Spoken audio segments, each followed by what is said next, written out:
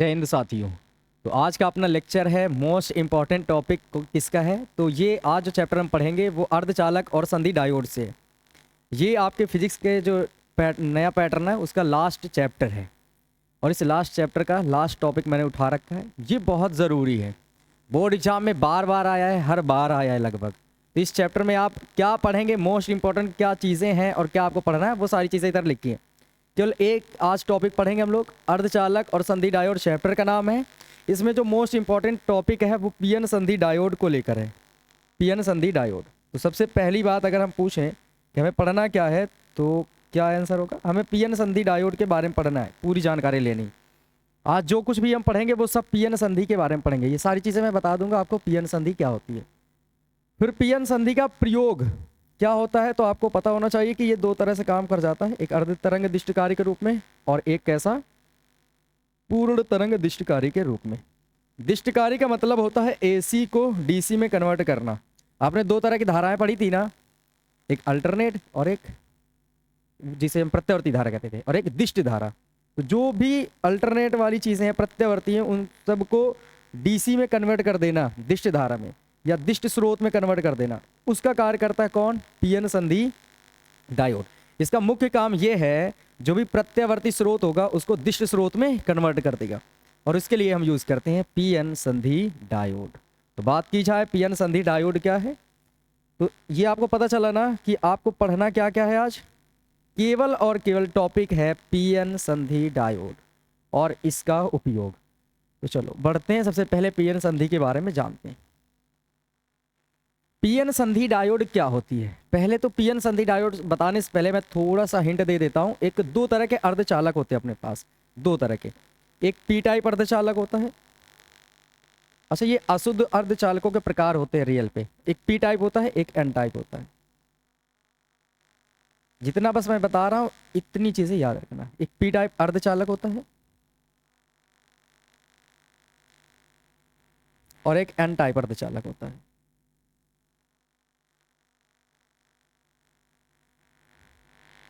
और इससे पहले क्या होता है, एक शुद्ध अर्धचालक होते हैं, उनके नाम याद कर लो। शुद्ध अर्धचालक, जर्मेनियम और सिलिकॉन। जर्मेनियम और सिलिकॉन। राइटिंग मत देखना, केवल कंटेंट देखो और देखो कि आपको क्या जरूरत की चीजें यहाँ मिल रही हैं। यहाँ पर एक पी टाइप अर्धचालक होता है, एन टाइप अर्धचालक है। ये सबके सब बनाए जाते हैं शुद्ध अर्धचालकों में कुछ मिक्स कर करके। आपको ये पता होना चाहिए जो पी टाइप अर्धचालक है, अगर हम शुद्ध अर्धचालक जैसे जर्मेनियम या सिलिकॉन में तीन संयोजकता वाला पदार्थ मिला दें, तीन संयोजकता वाला, बता सकते हैं कि संयोजकता का क्या मतलब होता है। मैं तो फिलहाल केमिस्ट्री नहीं पढ़ाता, अगर आपको पता है तो मुझे बता सकते हैं, बताएं संयोजकता क्या होती है। बताओ संयोजकता क्या होती है पता। अरे किसी पदार्थ के परमाणु के बाह्यतम कोश में जितने इलेक्ट्रॉन पाए जाते हैं वो उसकी संयोजकता कहलाती है। यही बात तो होती होगी, है ना। कहते हैं कि देखो इसके बाह्यतम कोश में इतने इलेक्ट्रॉन है, मतलब इसकी संयोजकता इतनी है। तो वही बात है, बाह्यतम कोश में जितने इलेक्ट्रॉन होंगे। तो याद रखना, अपने पास गैल्मियम नाम का पदार्थ सुने हो, इंडियम नाम का पदार्थ सुने हो,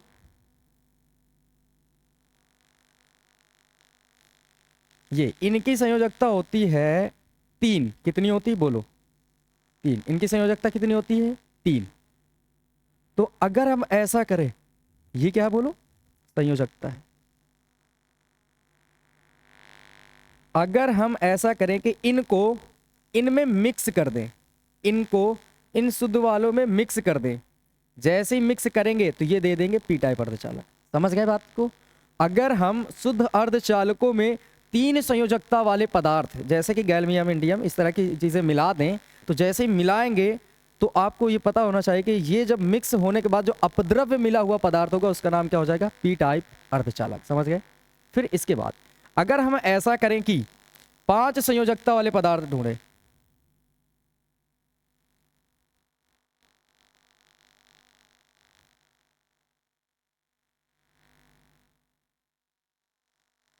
पदार्थ, आर्सेनिक आपने नाम सुना है, एंटीमनी भी सुना होगा।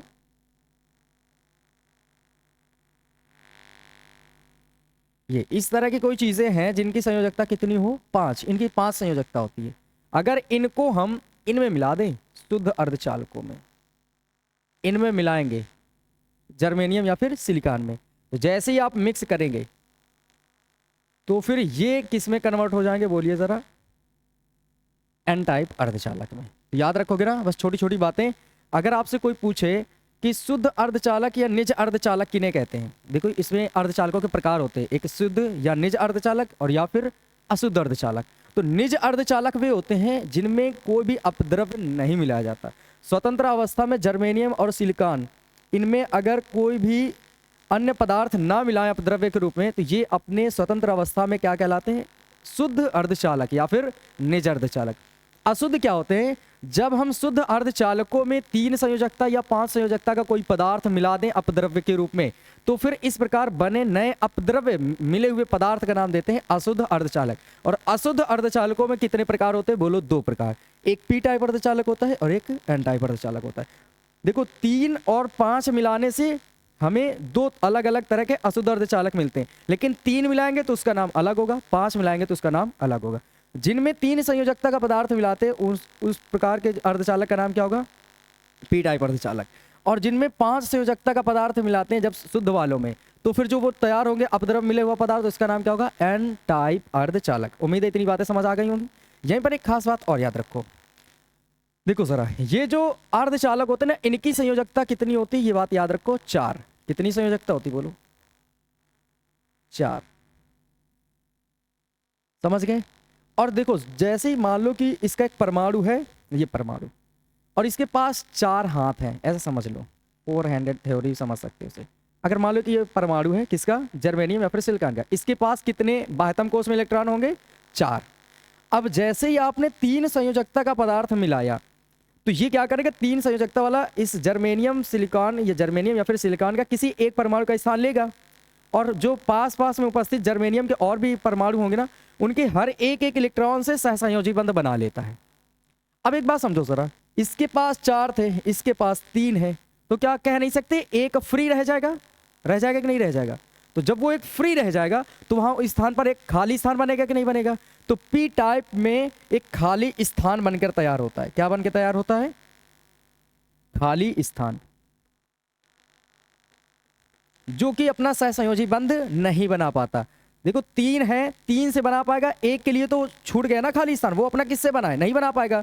तो वहां पर एक खाली स्थान होल्स नजर आता है। क्या नजर आता है, होल। और होल का मतलब होता है कोटर। यहां पर मैं सीधे लिख देता हूं, होल्स बन जाता है, होल्स, जिसे हम कहते हैं कोटर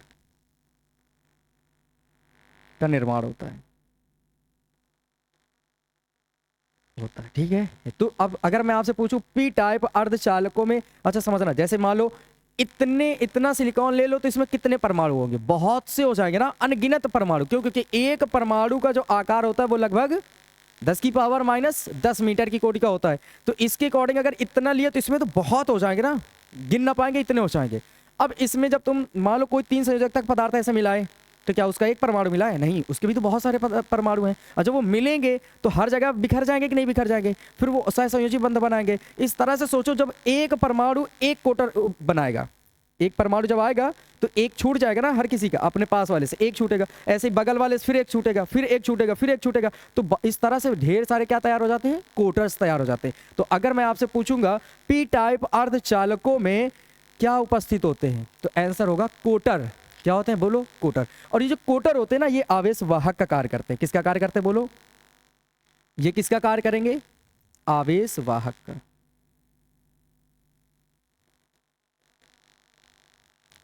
आवेश वाहक का कार्य करेंगे, आवेश वाहक का कार्य करते हैं ये सभी, याद रखोगे। अगर मैं पूछूं पी टाइप आवेश वाहक का मतलब आवेश को ले जाने पे, तो पी टाइप अर्धचालकों में आवेश वाहक का कार्य करने वाले कौन होते हैं, इलेक्ट्रॉन, प्रोटॉन या फिर कोटर। आंसर क्या देंगे, जल्दी बताओ, कोटर। क्या नाम देंगे, कोटर। अब एक और बात, वैसे ही जब एन टाइप अर्धचालक में आएंगे, सोचो जरा इनकी संयोजकता कितनी, जल्दी बोलो, इनकी संयोजकता कितनी है। एन टाइप बनाने के लिए कितने संयोजकता पदार्थ मिलाना होगा, जल्दी बताओ, 5। अब 5 संयोजकता मिलाओगे तो इसके 4 के साथ बना लेगा। तो इस वाले का एक इलेक्ट्रॉन जो है वो फ्री बार बार रुक जाएगा कि नहीं रुक जाएगा? तो एक इलेक्ट्रॉन तैयार हो जाएगा, हर बार एक इलेक्ट्रॉन फ्री होगा। समझने के लिए मैं समझाता हूँ। मान लो ये आपने एक ऐसा पदार्थ रखा जिसकी संयोजकता कितनी है 5, और यहाँ पर आसपास सब 4 वाले हैं, यहाँ पर 4 वाले हैं, ये 4 वाले हैं ये सब। अब ये बताओ इनके पास कितने इलेक्ट्रॉन होंगे? 4, 1 2 3 4। इनके पास 1 2 3 4, 1 2 3 4, 1 2 3 4। इसके पास कितने होंगे जल्दी बोलो? 5, 1 2 3 4 और 1 5। तो समझना ये वाला इससे बंध बना लेगा, ये वाला इससे, इसके साथ, ये इसके साथ, ये इसके साथ। तो बताओ ये फ्री हुआ कि नहीं हुआ? फ्री हो गया कि नहीं हो गया? तो इसको हम बोलते हैं मुक्त इलेक्ट्रॉन। क्या नाम देते हैं बोलो? मुक्त इलेक्ट्रॉन। अब ये बताओ मुक्त इलेक्ट्रॉन क्या करेगा? आवेश को ले जाएगा। तो एन टाइप अर्धचालकों में आवेश वाहक का कार्य कौन करते हैं बोलो? मुक्त इलेक्ट्रॉन। कौन करता है? वहीं पर पी टाइप अर्धचालक में आवेश वाहक का कार्य कौन करता है? कोटर। समझ गए? ये किसका कार्य करेगा मुक्त इलेक्ट्रॉन? बोलो आवेश वाहक का। आवेश वाहक का कार्य करेंगे मुक्त इलेक्ट्रॉन। इतनी बात समझ आई? अच्छा ये बगल में क्या कर रहे होंगे? ये सब क्या करेंगे? हम ये बताएंगे कि ये हमने तो एक परमाणु दिखाया है ना, ऐसे जब मिक्स करेंगे तो बहुत से होंगे, तो यहाँ भी कहीं आसपास पड़े होंगे, तो ये इधर वाले से सहसंयोजी बंध बना लेंगे, ये इधर वाले से, ये इधर वाले से, ऐसे ये इधर वालों से बनाते रहेंगे अपना। समझ गए ना? इस तरह से समझ गए पूरी तरह से? तो हर बार ये एक एक छूटता जाएगा, और जब ये एक एक छूटता जाएगा तो इस तरह से बहुत से हो जाएंगे, तो यही क्या बन जाएंगे? आवेश वाहक का कार्य करने वाले मुक्त इलेक्ट्रॉन बन जाएंगे। तो बस इतनी बात जब मैं आपसे पूछूंगा पी टाइप एन टाइप अर्धचालक का मतलब क्या है, तो कहना ये अशुद्ध अर्धचालकों के प्रकार हैं। क्या है बोलो? अशुद्ध अर्धचालकों के प्रकार है। अगर मैं पूछूंगा पी टाइप अर्धचालक के लिए किनकी जरूरत पड़ती, कितनी संयोजकता वाले पदार्थ मिलाने होंगे हमें, तो कहोगे 3 संयोजकता वाले पदार्थ मिलाएंगे। अगर एन टाइप अर्धचालक बनाना चाहते हैं तो कितनी संयोजकता पदार्थ मिलाना होगा? 5 संयोजकता का पदार्थ मिलाना होगा। अगर मैं पूछूंगा कि पी टाइप अर्धचालक में आवेश वाहक का कार्य कौन करते हैं, तो आंसर होगा कोटर। एन टाइप अर्धचालक में कौन होंगे? तो इलेक्ट्रॉन। मतलब इनमें हर बार क्या छूटेगा? कोटर एक एक तैयार होगा। तो आवेश वाहक ढेर सारे पी टाइप में किसकी अधिकता हो जाएगी? कोटरों की। और वैसे ही एन टाइप में किसकी अधिकता हो जाएगी? इलेक्ट्रॉनों की। ये सारी बातें समझ आ गई? ठीक, चलो अब पढ़ते हैं। अब हम लोग पढ़ें और आराम से अब सब कुछ सीख जाओगे।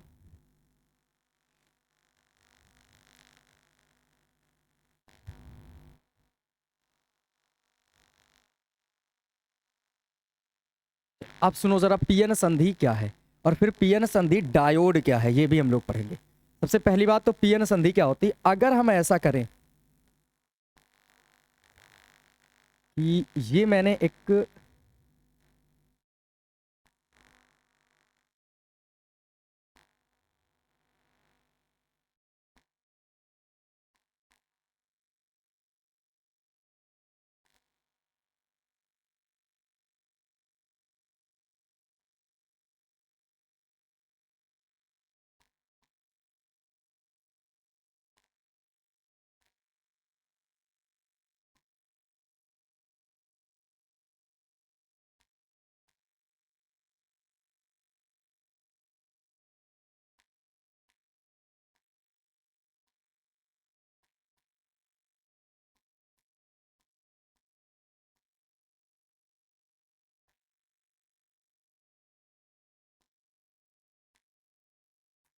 नहीं है सर।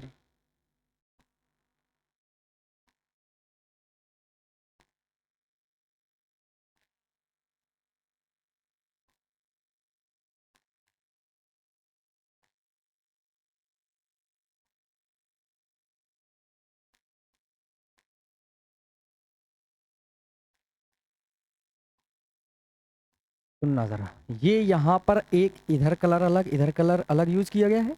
तो आपको क्या समझना है, अगर मैं ऐसा करूं कि एक पी टाइप का अर्धचालक लूं। कौन सा टाइप लिया मैंने? एक पी टाइप। और एक एन टाइप का अर्धचालक लिया। ले लिए दोनों अर्धचालक। एक किस टाइप का लेना अर्धचालक? पी टाइप अर्धचालक, और एक एन टाइप। अब इनको परमाणुवी स्तर पर जोड़ दो, मतलब बिल्कुल सटाकर जोड़ दो। जब ये जुड़ जाए पूरी तरह, जैसे वेल्डिंग होती है, तो जुड़ जाते हैं। वैसे जब पी टाइप एक पी टाइप अर्धचालक को एक एन टाइप अर्धचालक के साथ जोड़ दिया जाता है तो इसका नाम होता है पीएन संधि डायोड। डायोड डाई मीन्स दो होता है कि नहीं बताओ, तो दो अर्धचालक मिले तो इनका नाम क्या होगा, डायोड होगा। तो जब एक पी टाइप अर्धचालक को एक एन टाइप अर्धचालक के साथ परमाणुवीय स्तर पर जोड़ दिया जाता है तो इस प्रकार बनी युक्ति को, इस पूरी युक्ति को एक साथ मिलाकर नाम क्या देंगे, बोलो, पीएन संधि डायोड। पीएन संधि डायोड। और उनके संपर्क क्षेत्र को, ये जो इलाका देख रहे हैं ना बीच वाला, इसका नाम होता है पीएन संधि। समझ गए? संधि का मतलब क्या होता है बताओ? मैंने कहा था ना जहां पर एक से अधिक रास्ते आकर मिल जाए, तो दोनों के यहीं पर तो वो रास्ता है जहां पर मिला हुआ है, तो इसका नाम क्या होगा बोलो? इसका नाम है पीएन संधि। समझ गए? तो मैं इधर लिख दूं जल्दी से, इसको अपने आप नोट में लिख लेना। जब एक पी टाइप अर्धचालक, एक पी टाइप अर्धचालक को एन टाइप अर्धचालक के साथ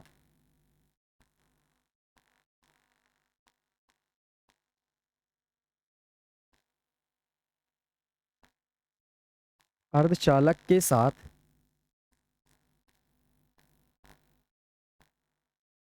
परमाणुवीय स्तर पर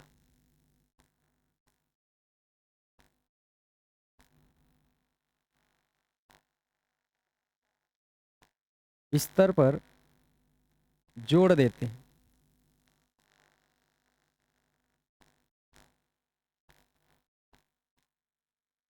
तो इस प्रकार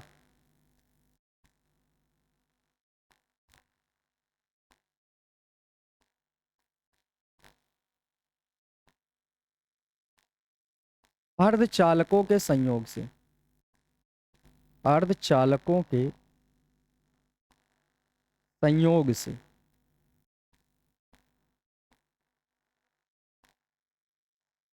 बनी युक्ति को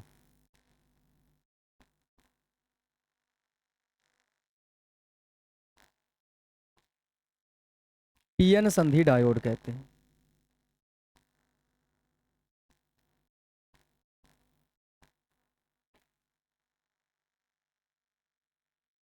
डायोड कहते हैं। तथा दोनों के संपर्क क्षेत्र को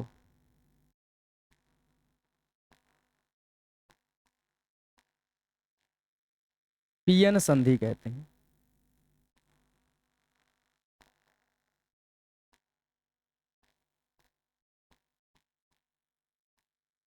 बताइए कुछ दिक्कत हुई? बताओ। समझ गए पूरी तरह से ना? अगर मैं आपसे पूछूंगा पी टाइप एन टाइप क्या होते हैं, सारी बातें समझ जाओगे। पी टाइप क्या होते हैं? अशुद्ध अर्धचालक। एन टाइप भी अशुद्ध अर्धचालक। पी टाइप बनाने के लिए शुद्ध अर्धचालकों में 3 संयोजक तक पदार्थ मिलाएंगे। एन टाइप के लिए शुद्ध अर्धचालकों में 5 संयोजक तक का पदार्थ मिलाएंगे। पी टाइप में किनकी अधिकता होती है? किनकी? कोटरों की। एन टाइप में इलेक्ट्रॉनों की। बहुत सही। तो क्या मैं यहां पर बनाऊं? कोटरों को इलेक्ट्रॉनों को किससे डिनोट करते हैं ये भी समझ जाओ। यहीं पर मैं लिख देता हूं, कोटर और इलेक्ट्रॉन।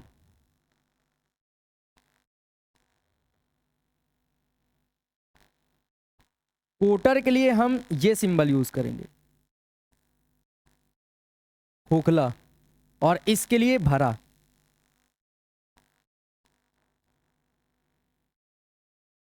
बताओ सब लोग याद रखेंगे इस बात को? कोटर के लिए खोखला और इसके लिए भरा। तो बताओ जल्दी से, अगर यहां पर हम बनाएं तो क्या बनाएंगे? यहां पर हम कोटर बना दे रहे हैं क्योंकि इनमें किसकी अधिकता होगी बोलो? कोटरों की।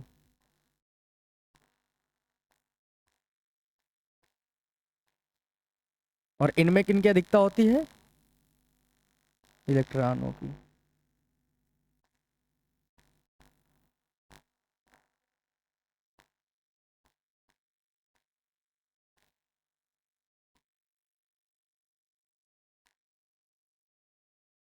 ये लो, इस चीज का नाम होता है पीएन संधि।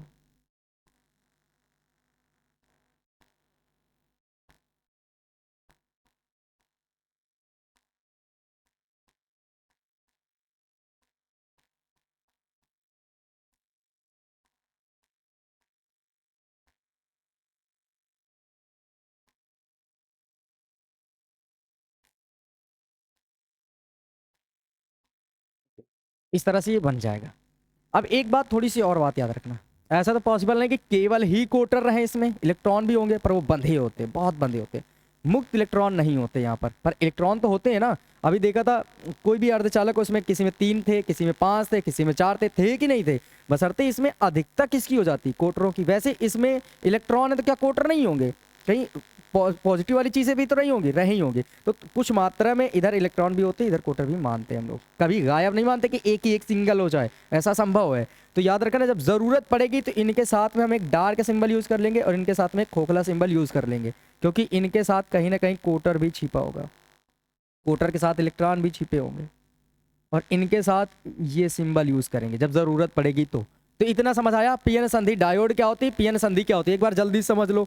जब पी टाइप अर्धचालक को एन टाइप अर्धचालक के साथ परमाणु स्तर पर जोड़ देते हैं तो इनके संयोग से जो नई युक्ति बन के तैयार होती है उसका नाम क्या होता है, पीएन संधि डायोड। और दोनों के संपर्क क्षेत्र का नाम क्या हो जाता है, पीएन संधि।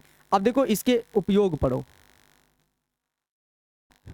ये अर्ध तरंग दिष्टकारी के रूप में कैसे प्रयोग किया जाता है। सबसे पहली बात तो दिष्टकारी का मतलब क्या होता है बताओ, दिष्टकारी का मतलब क्या होगा,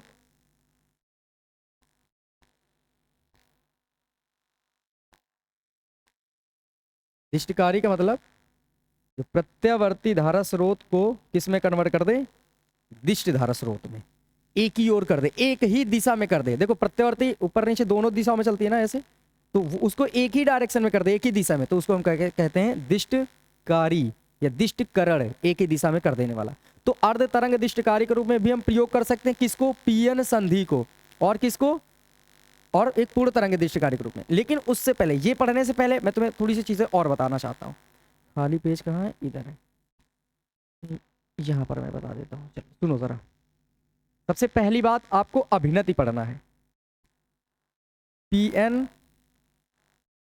संधि डायोड में अभिनति।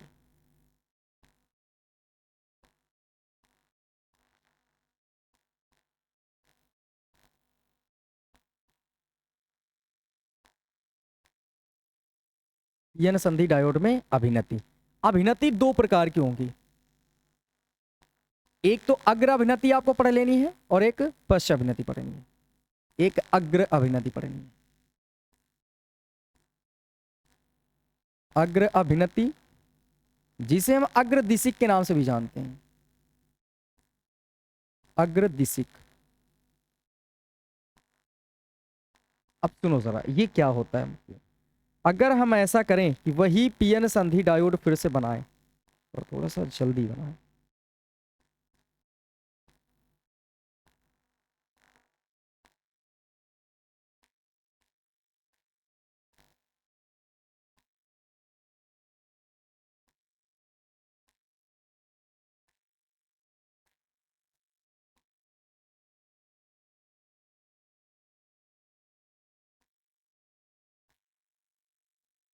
ये बन गई, मान लो ये है एक तरफ पी टाइप और एक तरफ है एन टाइप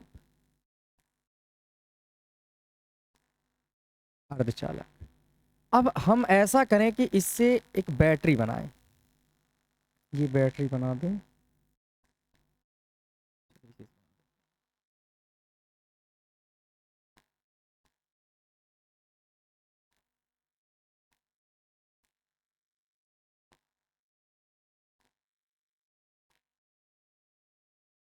कैसे चल रहा है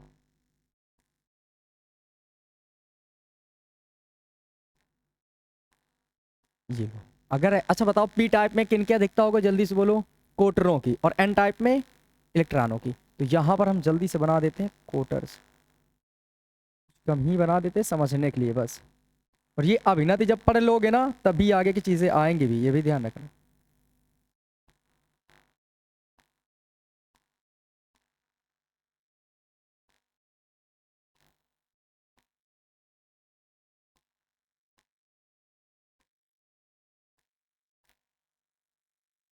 अगर हम ऐसा करें कि ये कौन सा सिरा माना जाएगा पॉजिटिव और ये कौन सा है निगेटिव, ये है बैटरी, एक ये सिंबल है,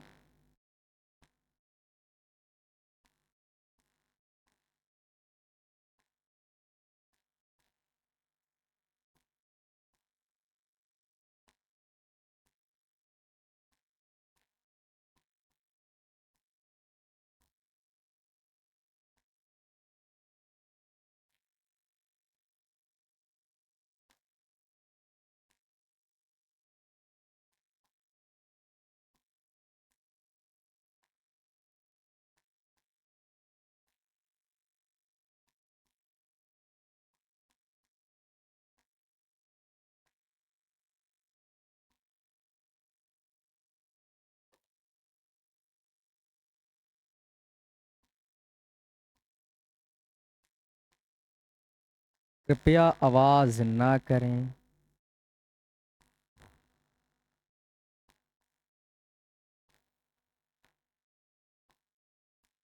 ये दो चित्र देख रहे हैं, कुछ अंतर इनमें नजर आ रहा है कि नहीं, जल्दी से बताएं क्या अंतर है। इसमें बैटरी की पोजीशन अलग अलग है ना, ध्रुव चेंज कर दिए गए। अब एक बात समझो जरा, ये कोटर है और हाँ, कोटर को पॉजिटिव मानना है आपको। कैसा मानना है? और इलेक्ट्रॉन तो जानते ही है निगेटिव, ठीक है, ध्यान रखेंगे। कोटर कैसा? पॉजिटिव मान के चलना है, और इलेक्ट्रॉन को निगेटिव। अब हम ऐसा करते हैं कि बताओ, ये पॉजिटिव है तो ये टर्मिनल कैसा हो जाएगा, जल्दी बोलो। पॉजिटिव। ये निगेटिव तो ये कैसा हो जाएगा, निगेटिव। इधर क्या भरे पड़े हैं, बोलो। ये इलेक्ट्रॉन है और ये क्या है, कोटर। अगर ध्यान से समझें तो ये जो प्लस है ना, ये कोटर प्लस है, तो इनको धक्का देगा कि नहीं उधर की ओर, क्योंकि धनावेश को एक दूसरे को धक्का देते हैं ना, बाहर की ओर प्रतिकर्षित करते हैं। तो ये इधर की ओर मूव करना शुरू कर देंगे, ये इधर की ओर मूव करेंगे। जब ये इधर मूव करेंगे तो सोचो इलेक्ट्रॉन किधर मूव करेंगे, बताओ। क्योंकि ये निगेटिव है और ये भी निगेटिव है, तो ये इधर की ओर मूव करना शुरू करेंगे, तो ये इधर की ओर आएंगे।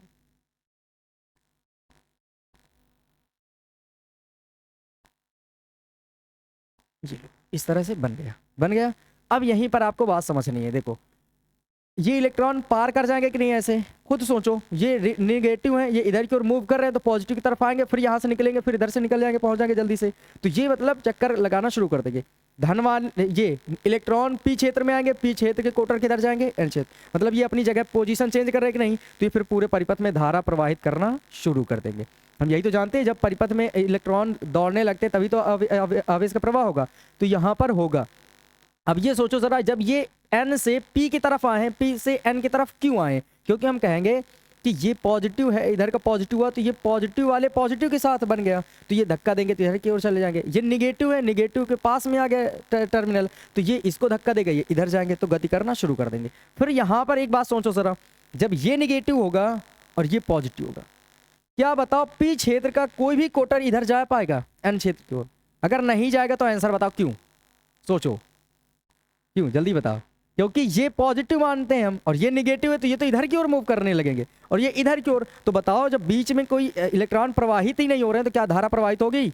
नहीं होगी ना। तो हम ये समझेंगे कि इसमें क्या होगा कंडीशन, ये इधर की ओर मूव करेंगे, ये इधर की ओर। मतलब ना तो पी से एन की ओर कोई इलेक्ट्रॉन जाएगा, सॉरी पी से कोटर एन की ओर जाएगा, ना ही कोई इलेक्ट्रॉन एन से किधर की ओर आएगा, पी की ओर। और जब प्रवाहित नहीं होंगे पूरे परिपथ में, तो फिर आवेश का प्रवाह भी नहीं होगा। तो ये बताओ, जब पॉजिटिव, देखो पी से positive terminal, positive positive positive से जुड़ जाए, निगेटिव एन से निगेटिव निगेटिव निगेटिव निगेटिव से जुड़ जाए, तो उस अभिनति का नाम होता है अग्र अभिनति। समझ गए? ये शॉर्टकट में मैंने बता दिया आपको। अब देखो जरा, मैं केवल इंडिकेट कर दे रहा हूं और बोल दूंगा, आप लिख लेना अपने आप से। फर्स्ट नंबर पर है ये अग्र अभिनति, सेकेंड नंबर पर कौन सा होगा, पश्च अभिनति।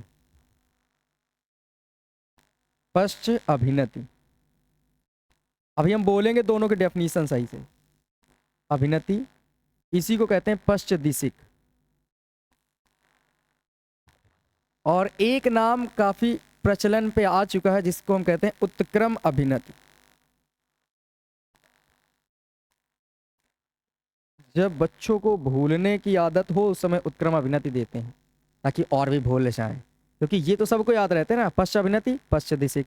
ये उत्क्रम अभिनति अलग आ गया, इन दोनों से ये मैच कर जाते हैं, पर ये अलग है तो इससे भूल जाते हैं। तो ये ध्यान रखना है, आपको भूलना नहीं है। ये किस कंडीशन में होगा, इस कंडीशन में।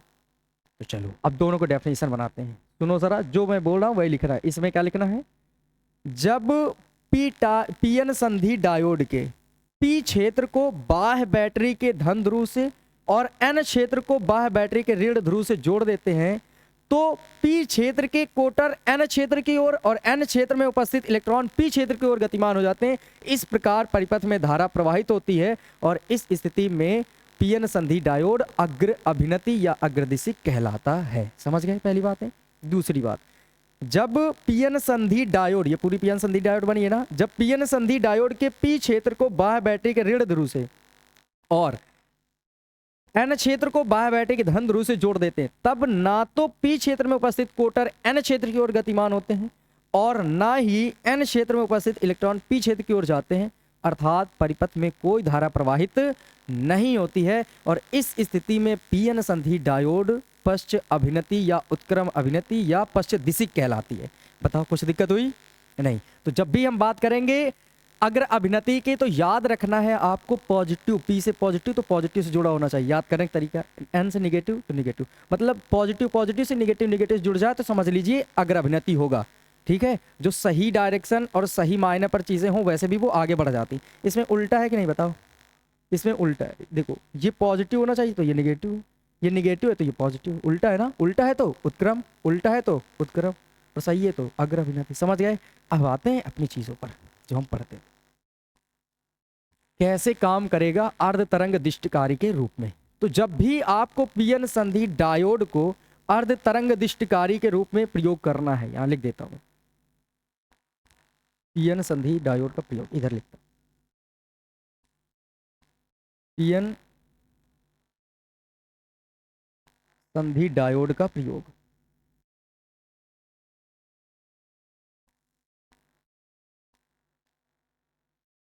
पहले किस रूप में करेंगे हम, अर्ध तरंग दिष्टकारी के रूप में। तो कैसे करेंगे, सबसे पहले इसके लिए आपको याद रखना है पीएन संधि डायोड को जब अर्ध तरंग दिष्टकारी के रूप में प्रयोग करते हैं उस समय हम पीएन संधि डायोड को उच्चई ट्रांसफार्मर की द्वितीय कुंडली के साथ श्रेणी क्रम में जोड़ते हैं। याद रखेंगे क्या काम करना है, हम जब इसको अर्ध तरंग दिष्टकारी के रूप में लगाना चाहते हैं उस समय इसको उच्चई ट्रांसफार्मर की कौन सी कुंडली में जोड़ेंगे, द्वितीयक कुंडली में, और श्रेणी क्रम में छोड़ देंगे। तो सबसे पहला काम एक ट्रांसफार्मर बनाना।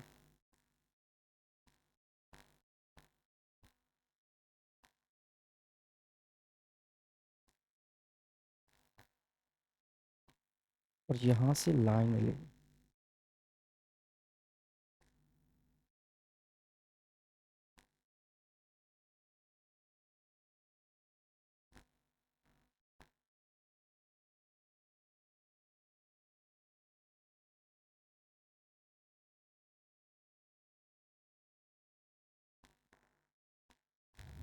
आगे सुनिए सर।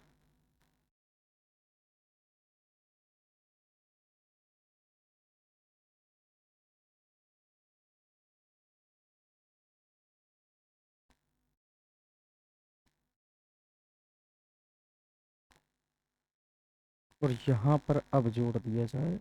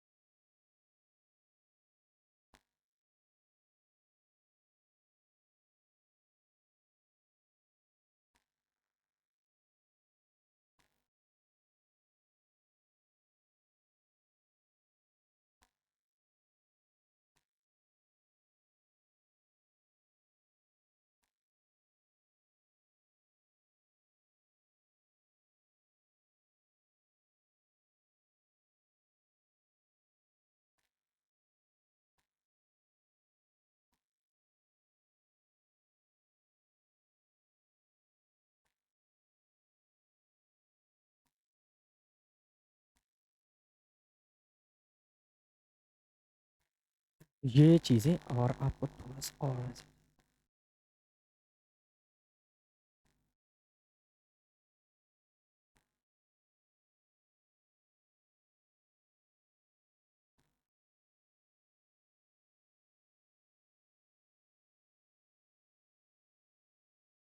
अब इसको यहीं पर छोड़ते हैं, एक बार पीछे आ जाओ जो अभी मैंने बताया था।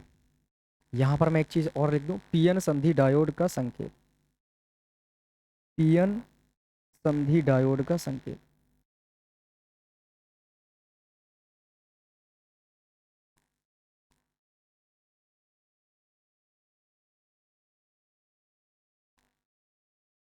अच्छा वैसे ये गलत है ना संधि, चाहे ये लगा दो चाहिए, लेकिन हम लोगों के हिसाब से सही है, हिंदी नहीं पढ़ रहे हैं, लिख गए हैं तो लिख जाने दो।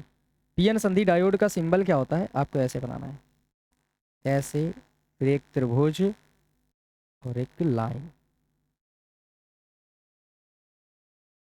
याद हो जाएगा सबको।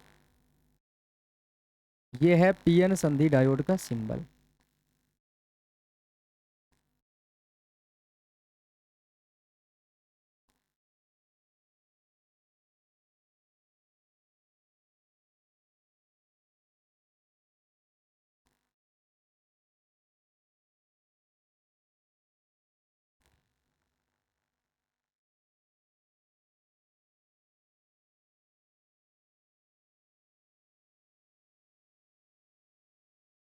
और इसमें से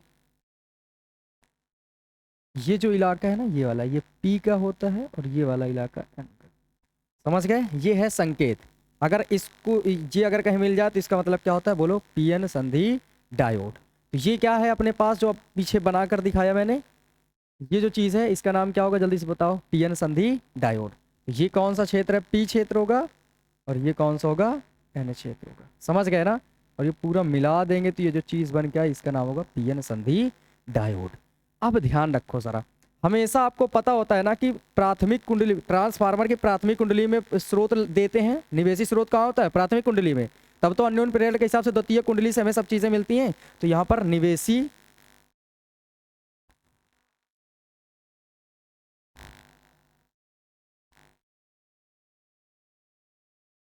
निवेशी वोल्टेज होगा।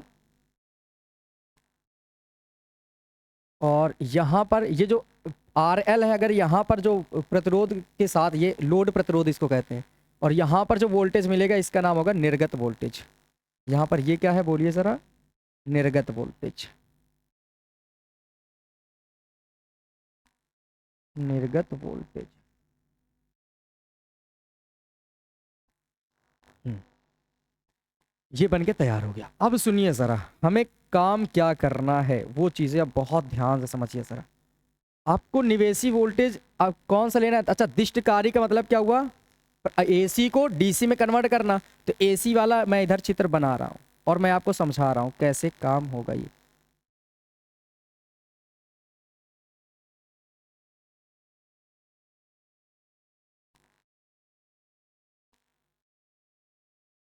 एक ये बना और एक यहाँ मैं बनाता हूँ।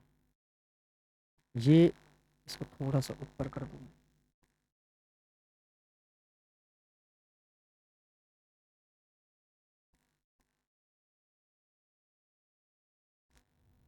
आ गया वापस। ठीक है, समझो, इसको मैं थोड़ा सा यहाँ बना देता हूँ, कोशिश करता हूँ।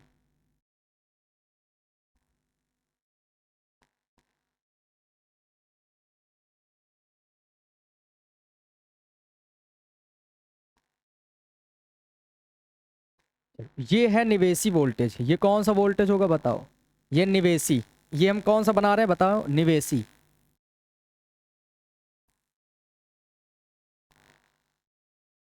ये है निवेशी।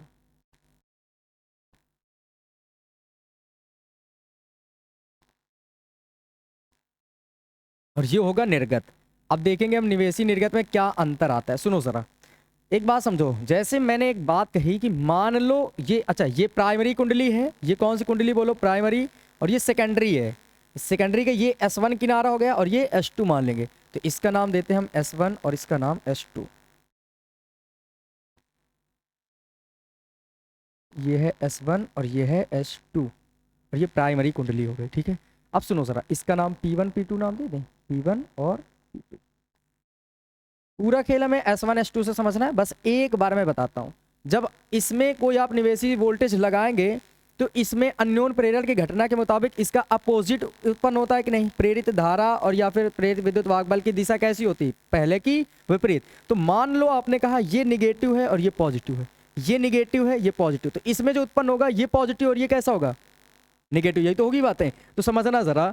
तो मैंने कहा जब आपने इसको इसको ऐसा किया कि ये पॉजिटिव हो गया समझने के लिए, और ये कैसा हो जाए? निगेटिव। ये कैसा हो जाए बोलो? निगेटिव। जब आपने इधर निगेटिव दिया होगा, इधर पॉजिटिव। ठीक है, तो ये कैसा बनेगा? पॉजिटिव और निगेटिव। तो हम क्या कहेंगे? जब S1 को S2 के सापेक्ष धन उच्च विभव और S2 को S1 की अपेक्षा निम्न विभव पर रखते हैं, तब बताओ, ध्यान से समझो, पीएन संधि डायोड का पी सिरा किससे जुड़ा है? पॉजिटिव से। तो पॉजिटिव पॉजिटिव जुड़ा कि नहीं जुड़ा? निगेटिव वाला किधर से जुड़ गया? बोलो, निगेटिव वाले से। तो इस समय बताओ अग्र अभिनति होगी कि पश्च अभिनति? जल्दी बताओ, कौन सी अभिनति? जल्दी बताओ। अग्र अभिनति। मैंने कहा था पॉजिटिव पॉजिटिव से जुड़ जाए, निगेटिव निगेटिव से जुड़ जाए तो उस समय अभिनति होती है अग्र अभिनति। तो अग्र अभिनति में धारा का प्रवाह हो रहा था ना, तो हम क्या कहेंगे? चूंकि जब S1 को S2 के सापेक्ष उच्च विभव पर और S2 को S1 के सापेक्ष निम्न विभव पर रखते हैं, उस समय पीएन संधि डायोड अग्र अभिनति में होता है और इससे धारा का प्रवाह होता है। और जब धारा का प्रवाह होगा तो यहाँ पर भी कुछ ना कुछ वोल्टेज मिलेगा और RL के प्रतिरोध के सिरों पर हमें निर्गत वोल्टेज प्राप्त होता है। तो समझो, पहले अर्धचक्र की बात हो रही है। पहले अर्धचक्र में देखो, ये इस वाले अर्धचक्र में जब बात करेंगे इस वाले की, तो जब इसमें बात हुई तो एक समय ये मान लो नेगेटिव, ये पॉजिटिव, तो ये पॉजिटिव ये नेगेटिव बनेगा। तो इस अर्धचक्र में जब ये पॉजिटिव ये नेगेटिव है पहले अर्धचक्र में, तो फिर हमें यहाँ से धारा देखने को मिल रही कि आगे जा रही और यहाँ पर वोल्टेज प्राप्त होगा। तो हम क्या कह सकते हैं कि हाँ, ऐसा हुआ कि पहले अर्धचक्र के दौरान हमें निर्गत वोल्टेज मिला। ये बात हो गई। अब दूसरे अर्धचक्र के दौरान सोच कर देखो ये बातें, कि जैसे ही हम कहेंगे दूसरे अर्धचक्र के दौरान, तो हमारे दिमाग में एक बात आनी चाहिए कि सर जब दूसरा अर्धचक्र है तो इस बार देखो ऊपर वाली डायरेक्शन नीचे पहुंच गई कि नहीं, तो अपोजिट हुई कि नहीं डायरेक्शन। तो इस समय जो चीज़ ये निगेटिव पॉजिटिव थी, अब ये निगेटिव हो जाएगी और ये निगेटिव वाली कैसे हो जाएगी? पॉजिटिव। अब सोच कर देखो, पॉजिटिव इस बार दूसरे अर्धचक्र के दौरान पीएन संधि डायोड का पी सिरा किससे जुड़ा? निगेटिव से। और एन सिरा किससे जुड़ा? पॉजिटिव से। तो जल्दी बताओ किस अभिनति में ये हुआ? पश्च अभिनति। और पश्च अभिनति में धारा का प्रवाह बिल्कुल भी नहीं होता। जब धारा का प्रवाह नहीं होता, क्या इसके सिरों पर कोई परिणामी निर्गत वोल्टेज मिलेगा? नहीं मिलेगा। मतलब ये वाला जो है ना, ये वाला गैप हो जाएगा, ये खत्म हो जाएगा ना। अब फिर समझो, ये एक पूरा तरंग इतनी होती है कि नहीं? एक पूरी तरंग इतनी, एक तरंग इतनी हुई। अब एक तरंग में आधा मिला और आधा गायब हो गया। तो बताओ ये अर्ध तरंग दृष्टिकारी के रूप में हुआ कि नहीं हुआ प्रयोग इसका? तो तभी कहते हैं कि इस प्रकार ये प्रत्येक दो अर्धचक्र में एक ही दिशा में देगा। अच्छा बताओ, ये नीचे वाला नहीं दिया ना इसने? नहीं दिया। अब अगले वाले में जाओगे फिर ये ऊपर वाले का दे देगा, फिर नीचे वाले का नहीं देगा। इसका मतलब तुम क्या समझ रहे हो? ये बार बार एक ही दिशा में दे रहा है कि नहीं? नीचे तो नहीं आया, हर बार ऊपर दे रहा है। और जब एक ही दिशा में हो जाए उसी चीज का नाम क्या होता है? दिष्ट धारा या दिष्ट स्रोत, जो एक ही दिशा में हो, कोई अपनी दिशा ना बदले। तो इस तरह से बताओ पीएन संधि डायोड किस रूप में काम कर रहा है? बताओ, अर्ध तरंग दृष्टिकारी के रूप में। तो ये है निर्गत वोल्टेज। तो क्या इसको लिखने के लिए आपके पास इधर जगह है पूरी की पूरी? एक बार मैं इसे फिर से दोबारा समझाता हूँ और जो जो चीज़ें भी लिखनी है वो मैं आपको समझा देता हूँ, क्या आपको लिखना है और क्या नहीं लिखना है, दोनों चीज़ें। देखो ध्यान रखना, बस S1 S2 को ध्यान रखना, इसको पॉजिटिव इसको निगेटिव से स्टार्ट करना है, ठीक है। अब जो जैसे ये पॉजिटिव ये निगेटिव है तो हम कहेंगे पॉजिटिव वाला इसके सापेक्ष उच्च विभव पर होगा और निगेटिव वाला इसके सापेक्ष निम्न विभव पर होगा। होगा कि नहीं होगा? तो हम स्टार्ट यहीं से करेंगे। हम क्या लिखेंगे? जब द्वितीय कुंडली के S1 सिरे को S2 के सापेक्ष उच्च विभव पर, जो मैं बोल रहा हूं वही लिखना है क्योंकि टॉपिक लिखने पे तो बहुत बड़ा हो जाएगा ना, तो ऐसे समझते चलिए। जब S1 को S2 के सापेक्ष उच्च विभव पर और S2 को S1 के सापेक्ष निम्न विभव पर रखते हैं, तब पीएन संधि डायोड अग्रदिशिक होती है और इस स्थिति में संधि से धारा प्रवाहित होती है, अर्थात लोड प्रतिरोध RL के सिरों पर हमें निर्गत वोल्टेज प्राप्त होता है। इसमें पहले अर्ध तरंग के रूप में या अर्धचक्र के दौरान। फिर से एक बार सुन लें, धारा के निवेशी वोल्टेज या धारा के पहले अर्धचक्र के दौरान, जब S1 को पहले अर्धचक्र के दौरान, जब S1 को S2 के सापेक्ष उच्च विभव पर और S2 को S1 के सापेक्ष निम्न विभव पर रखते हैं, तब पीएन संधि डायोड या सीधे बोल सकते हैं डायोड अग्रदिशिक में होती है और इससे धारा प्रवाहित होती है, अर्थात लोड प्रतिरोध RL के सिरों पर हमें निर्गत वोल्टेज प्राप्त होता है। जबकि दूसरे अर्धचक्र के दौरान, इस दूसरे अर्धचक्र के दौरान जब S1 S2 के सापेक्ष निम्न विभव पर और S2 S1 के सापेक्ष उच्च विभव पर हो जाता है, तो बताओ ये निम्न होगा मतलब निगेटिव समझ जाओ और इसे पॉजिटिव, तो ये चेंज होगा ना, तो ये पॉजिटिव निगेटिव जुड़ेगा, तो ये किस अभिनति में हो जाएगा? पश्च अभिनति। तो इस स्थिति में संधि डायोड पश्च अभिनति में होती है और इससे कोई धारा प्रवाहित नहीं होती है, अर्थात लोड प्रतिरोध RL के सिरों पर निर्गत वोल्टेज प्राप्त नहीं होता है। इस प्रकार प्रत्येक एक पूर्ण तरंग में हर बार आधी तरंग का ही हमें वोल्टेज प्राप्त होता है, अतः यह एक अर्ध तरंग दृष्टि कार्य के रूप में कार्य करता है। समझ जाएंगे? और ये एक ही दिशा में है, इस वजह से एक ही दिशा में। तो ये समझ आएगा नहीं कैसे करना है? तो मैं कुछ चरण लिख देता हूं आपको याद करने की। चरण नंबर 1 और चरण नंबर 2, फिर यहां पर निष्कर्ष समझा देता हूं और अपने आप से पूरी बातें इनको समझना है। देखो, जब S1 रखना है आपको पॉजिटिव और S2 रखना है नेगेटिव, तब डायोड कैसा हो जाएगा बोलो? अग्र अभिनति। कैसा होगा जल्दी बताओ? अग्र अभिनति में होगा, अतः RL के सिरों पर VL मिलेगा। ये शॉर्टकट हो गया ना? तो इसे याद हो जाएगा कि S1 को कैसे रखना है, S2 की अपेक्षा उच्च विभव पर और S2 S1 की अपेक्षा निम्न विभव पर। समझ जाएंगे? लेकिन दूसरे पहले अर्धचक्र के दौरान, पहले अर्धचक्र में, जब इसमें दूसरे अर्धचक्र में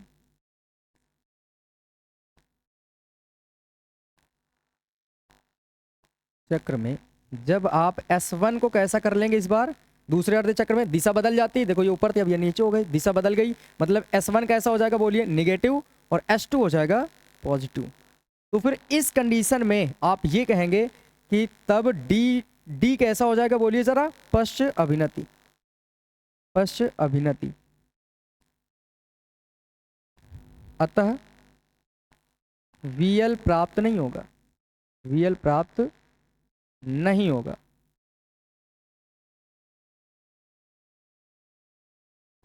और जब नहीं होगा तो निष्कर्ष ये निकलेगा कि हर बार ये ऊपर वाले का देगा, नीचे वाले का नहीं देगा। एक ही दिशा में बार बार देगा, दूसरी दिशा में नहीं देगा। तो ये क्या हो जाएगा? निष्कर्ष ये निकला कि PN संधि डायोड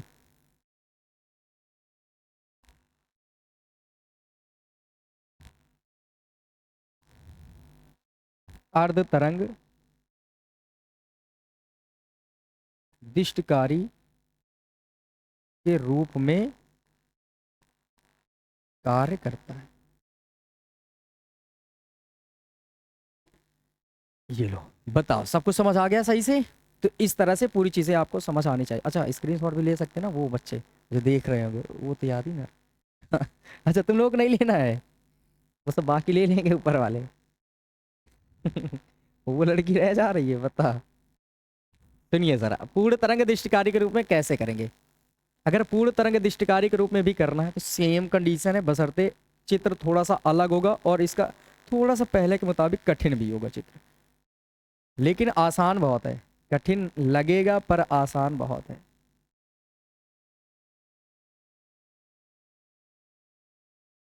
चित्र ही सब कुछ है। अगर चित्र में आपसे कोई गलती होती है तो आप मान कर चलें कि आपको कुछ भी नहीं आएगा।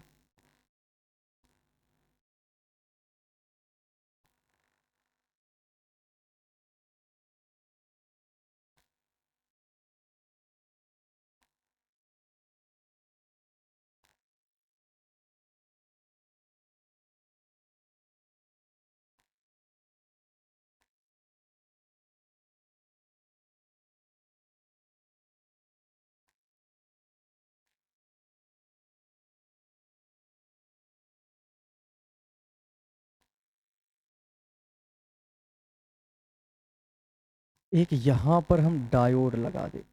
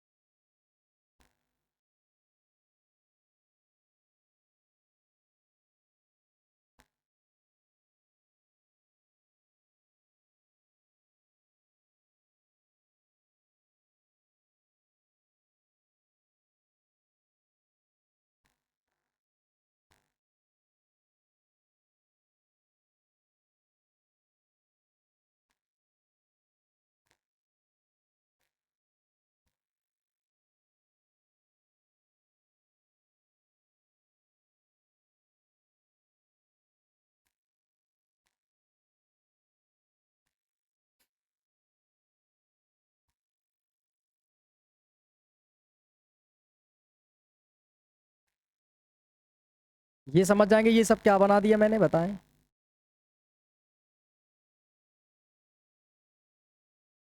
दो संधि डायोड लगाए हैं मैंने।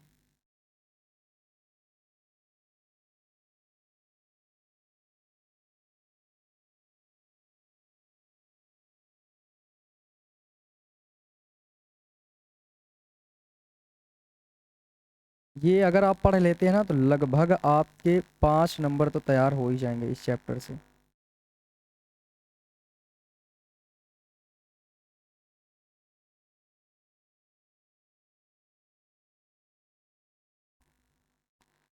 ये है P और ये है N, ये है P और ये है N।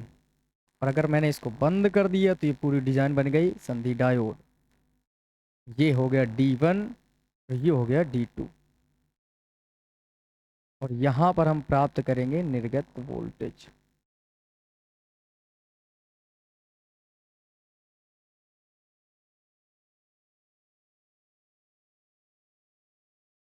यहां पर होगा अपने पास निवेशी वोल्टेज।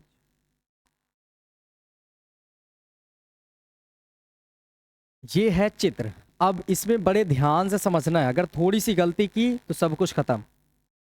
ये हो गया फिर से वही S1, ये हो गया S2। शर्त ये इस बार इसका नाम कुछ भी दे दो, आप जो मन में देना चाहते हो। एस के हिसाब से इसका नाम ऐसे दे देते हैं हम। ठीक है, इसका नाम क्या दे देते हैं, S। अब सुने जरा सुने।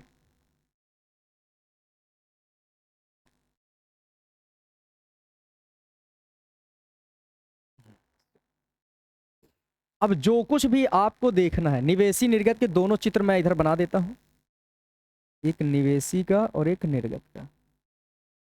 निवेशी में बताओ ये चिन्ह ही किसका होता है, बताओ। प्रत्यावर्ती स्रोत का होता है कि नहीं ये चिन्ह। तो हम प्रत्यावर्ती स्रोत वाला बनाएंगे, और प्रत्यावर्ती वाला तो यूं चलता है ना, सबको पता है।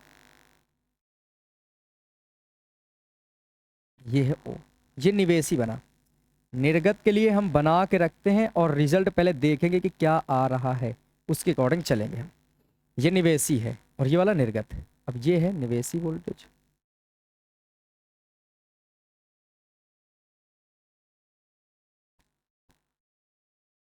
और यहां पर मिलेगा अपने को निर्गत वोल्टेज।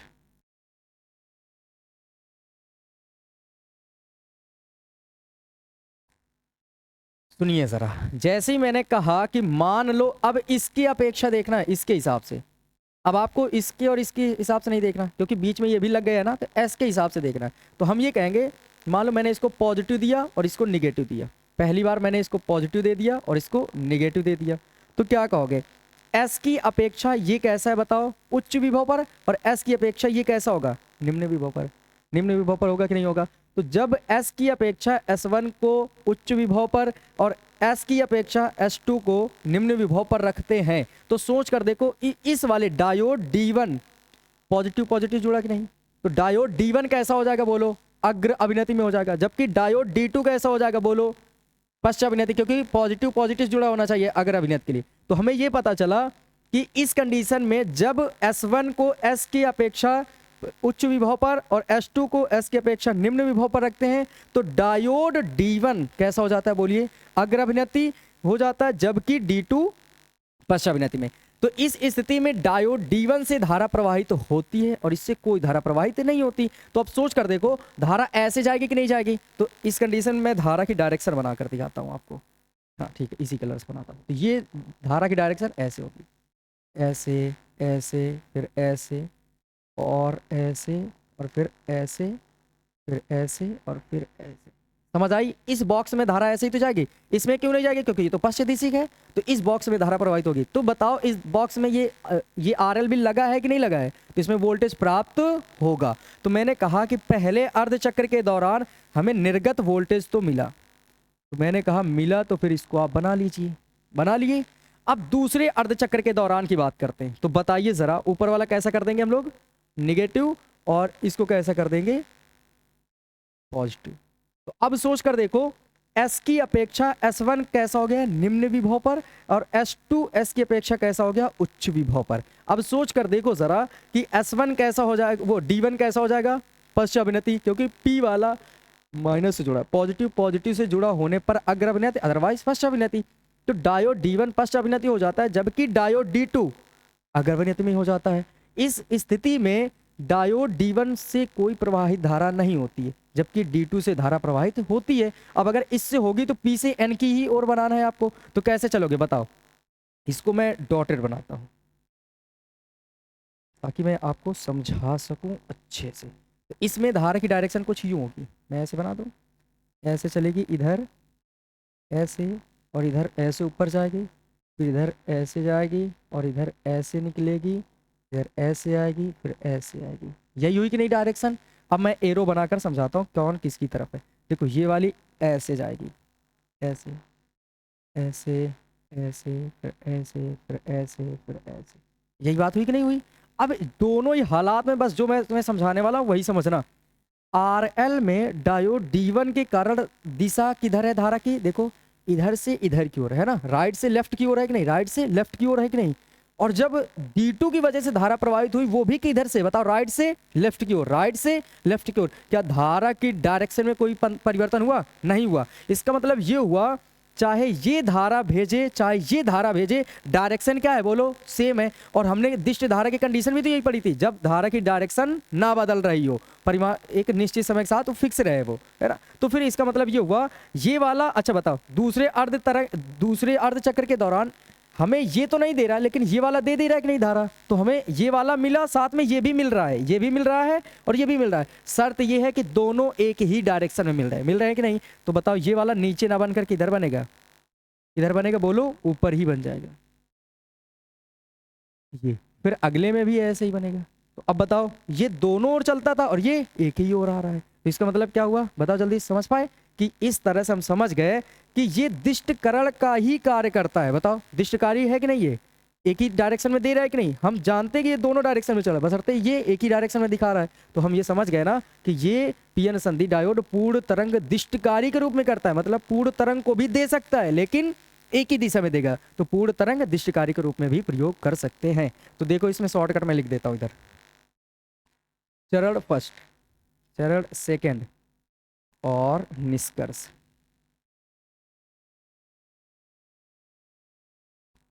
सबसे पहली बात क्या है, आप ये कहेंगे पहले अर्धचक्र के दौरान, पहले अर्धचक्र में धारा के पहले अर्धचक्र में, ये समझ आए। तो इस समय D1 कैसा होगा बोलिए जल्दी से। अब शॉर्टकट में लिखते हैं, D1 कैसा होगा, अग्रदिशिक,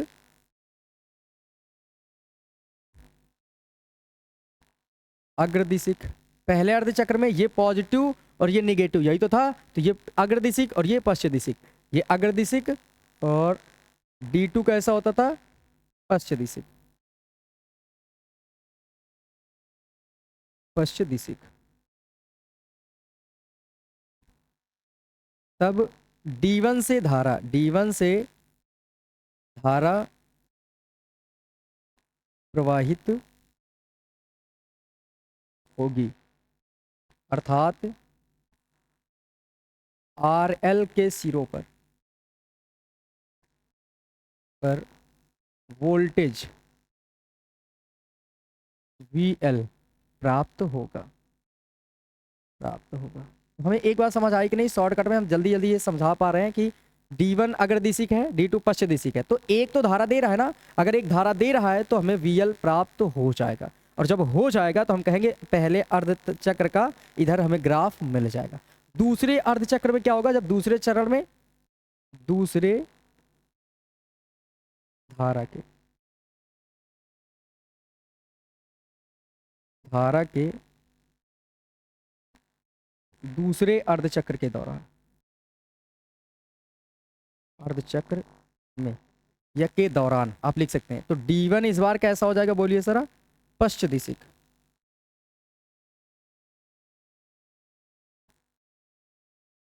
जबकि D2 कैसा हो जाएगा, अग्रदिशिक।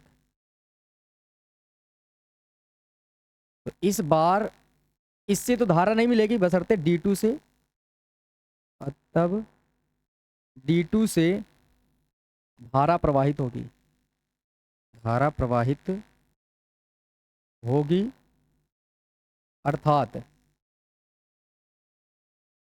RL के सिरों पर।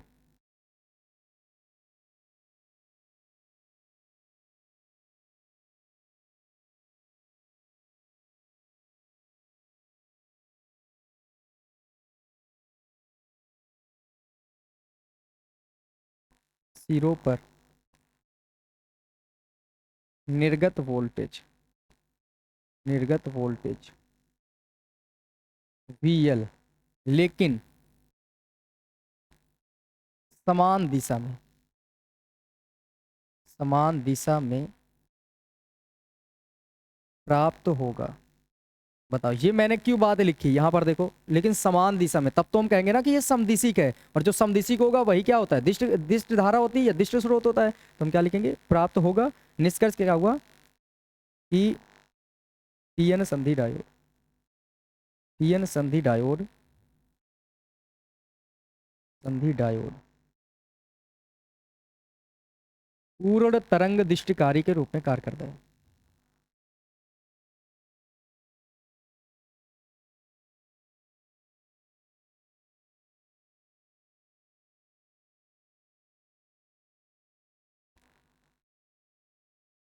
ये समझ आया कि नहीं सबको, बताओ। तो यहीं से तुम्हारे बुक की लास्ट डेफिनेशन भी यही थी, ये जो चीज़ें पढ़ रहे हो ये लास्ट तक पूरी सेकंड वाली बुक की, यहीं से सब कुछ खत्म हो जाता है। उम्मीद करते हैं कि सब चीज़ें तो समझ आ ही गई होंगी, है ना। तो अब बताओ, इसमें कोई दिक्कत हुई किसी को, किसी तरह की डायरेक्शन में देख लो या चीज़ें समझने में, तो मुझसे पूछ लो जल्दी से। कोई दिक्कत नहीं है, किसी को कोई दिक्कत नहीं है। ठीक है, तो फिर बस आज से पूरी ये बुक आपकी खत्म हो जाती है। अपनी जोर और शोर के साथ नहीं, शोर मचा कर नहीं, खामोशी के साथ मेहनत करें ताकि सफलता आपका कोहराम मचाए। ठीक है, बस इतना ही रखते हैं। अगले लेक्चर के साथ मिलेंगे मोस्ट इंपॉर्टेंट न्यूमेरिकल के साथ। तब तक जय हिंद और अपना ख्याल रखें।